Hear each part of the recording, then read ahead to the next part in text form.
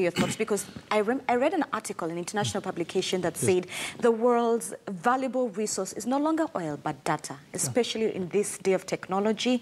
Data is the most valuable resource. How does personal data, because we saw it play out in America, and of course even with the Cambridge Analytica story that broke out, parts of here in Kenya, President Uhuru Kenyatta and his campaign were mentioned. How does data influence politics and the message behind it, and how they sort of skew a message to feed Weda on Facebook, Zinzi on Twitter, and so forth, their specific targeted voters?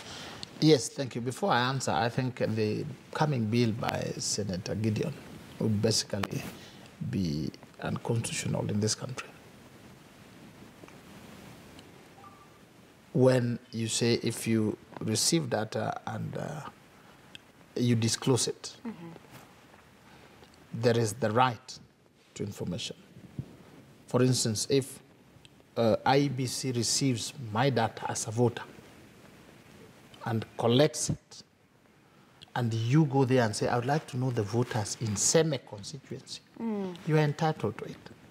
So that bill will have the help to do a dabra to ensure that it passes the threshold. However, the part that is illegal is when you release the data for use by others for specific things. For instance, now that is where your question comes. When you look at my data, you are able to discern my patterns, my character, and then from there, you can fashion what you want. For instance, if you go to a constituency and you'll get that most people are below the age of 25, then it helps you to fashion your campaign. There will be music and dancing and so on. But if you find they're mostly 60, I'm not saying being 60 and 65 is bad, but then you don't go there with with all sorts of, there's a certain category of music you choose. There's a certain category of message you go with. You don't go there dancing out with bling bling. People like from the Bukembe will be like, this is a joke.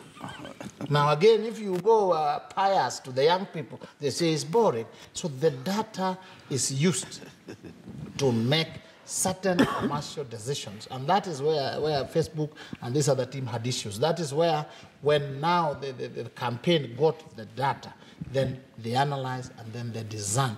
From your data, we can tell the kind of human being you are. And that is the part that requires protection. But giving it out, like in Kenya, the law allows you walk into any place. I'll walk here. I'd like to know who is the head. What is his qualification? What degree does he have? Where did he go to school? All these things we want to know. And I would say, before I even come, I want to know whether there's credibility in this media house. So he has to work around the clock. Otherwise, just a blanket ban would have no basis. All right, so details on all these stories can be found on The Standard this morning.